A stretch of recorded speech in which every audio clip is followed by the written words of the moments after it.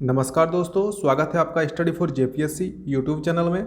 और चलिए सीधे प्रश्न पर आते हैं। प्रश्न संख्या 14 है, गोदान की प्रासंगिकता पर विचार कीजिए। ठीक है, देखिए ये जो 14 नंबर सवाल है, इससे पहले हमने 13 सवाल को कंप्लीट कर लिया है, उसका मॉडल आंसर को भी देख लिया है। ये सवाल आप लोगों को लिखने को कहा गया था, कुछ लोगों ने इसको लिखा है।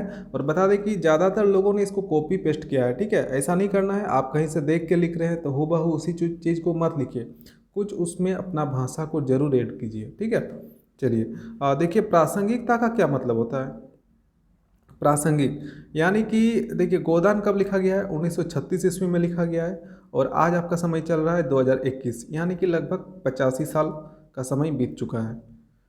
तो जिस समय गोदान लिखा गया है प्रेमचंद द्वारा, वही सब कहानी, वही सब समस्या, वही सब चीज़ आपको आज दिखता है कि नहीं। कुल मिलाकर मतलब वो 100% वो सब आपको नहीं दिखेगा, बट कुछ परिवर्तन के साथ या फिर उसी अनुपात में आपको आज कुछ कुछ समस्या अपने समाज में, अपने आसपास दिखता है कि नहीं। यदि दिखता है तो गोदान की प्रासंगिकता आज भी है। ठीक है, तो यही है कुल मिलाकर सरल भाषा में प्रासंगिकता का मतलब।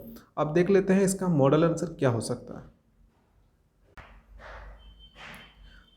परिचय के तौर पर प्रेमचंद ने गोदान को लिखते समय विशेष तौर पर यह सावधानी बरती है कि वह किसी एक देश काल का उपन्यास न होकर रह जाए।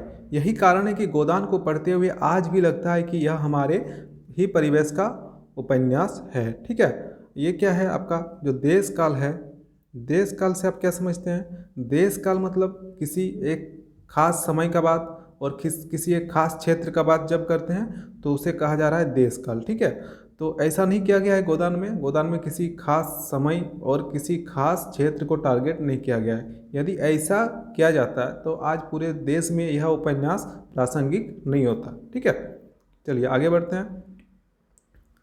प्राथमिक तौर पर गोदान इसलिए प्रासंगिक है कि प्रेमचंद ने अपनी दौर की जिन समस्याओं पर उंगली रखी वे आज भी उसी अनुपात में या कुछ परिवर्तित रूप में हमारे सामने मौजूद है। ठीक है, देखिए वो उस समय जो समस्या थी वो आपको आज भी दिखता होगा। चलिए कुछ समस्याओं का उदाहरण के साथ हम समझते हैं, और यही आपका प्रासंगिकता में ये सब पॉइंट को आपको लिखना है। ठीक है, देखिए प्रश्न को 10 नंबर का प्रश्न था, 150 वर्ड में लगभग लिखना था, बट कोशिश करने के बाद भी मेरा ये जो उत्तर आप देख रहे हैं ये लगभग 200 शब्दों में हो चुका है। ठीक है, तो उसमें कोई दिक्कत नहीं है। आप 150 से ऊपर लिखिए, 200 से कम 200 के आसपास लिखिए, कोई दिक्कत नहीं है। बस एग्ज़ाम में आपको सभी सवाल को लिखना है। ऐसा नहीं कि एक सवाल में हम 500 वर्ड लिख दिए बाकी सब छूट गया, ऐसा नहीं करना है। देखिए पहला पॉइंट है, किसानों के ऋणग्रस्तता, साहूकारों द्वारा उनके शोषण गोदान की केंद्रीय समस्या है। आज भी हम देखते हैं किसान ऋण में डूब जाते हैं। ठीक है, उनका शोषण किया जाता है, या फिर बैंक के द्वारा, या फिर कोई आदमी से जो वो ऋण लेते हैं उनके द्वारा। ठीक है, तो ये हो गया, आज भी ये समस्या कहीं ना कहीं दिखता ही है। दूसरा चीज़ है कि होरी की मौत को वर्तमान समय में किसानों की आत्महत्या से अलग करके नहीं देखा जा सकता।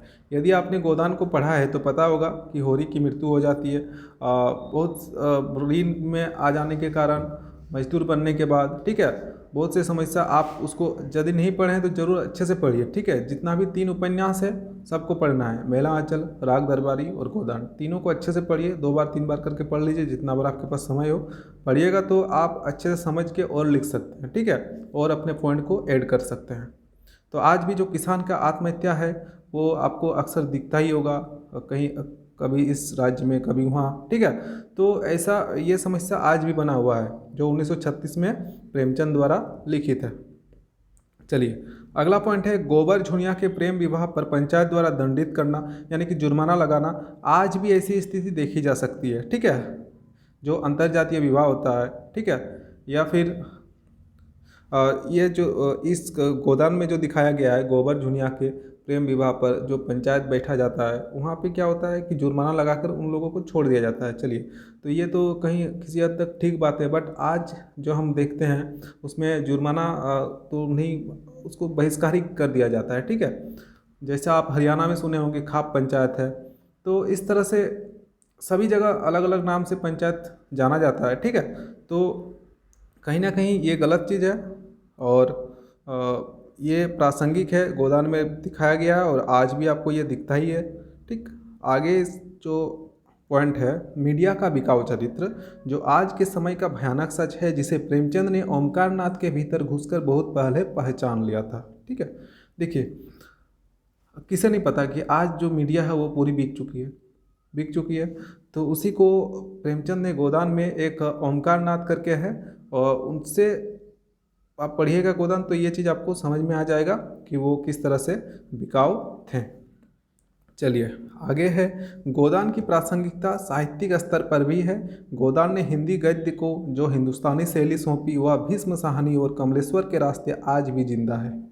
ठीक है, देखिए जब साहित्य का बात हो रहा है तो हमें ये भी बताना जरूरी है कि साहित्यिक स्तर पर इसकी क्या प्रासंगिकता है। ठीक है, ये पॉइंट आप लोगों में किसी ने नहीं लिखा, तो ये आपको लिखना चाहिए था। चलिए आगे, निष्कर्ष के तौर पर यह कहा जा सकता है कि स्थितियाँ और परिवेश चाहे जितना भी बदल जाए, गोदान की प्रासंगिकता इस अर्थ में कम नहीं हो सकती कि उसने हिंदी उपन्यास और उसके पाठक को परिपक्व बनाया है। ठीक, देखिए ये हो गया निष्कर्ष।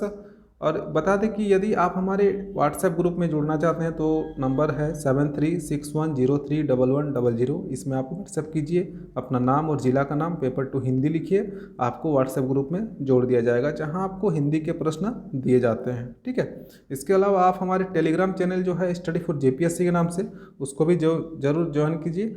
आपको वहाँ पे बाकी सभी पेपर के प्रश्न दिए जाते हैं और मॉडल आंसर भी आपको यूट्यूब में उपलब्ध कराया जाता है, इसलिए आप यूट्यूब को जरूर सब्सक्राइब करके रखें और अपने दोस्तों से शेयर कीजिए, वीडियो को लाइक कीजिए, कमेंट कीजिए। बहुत बहुत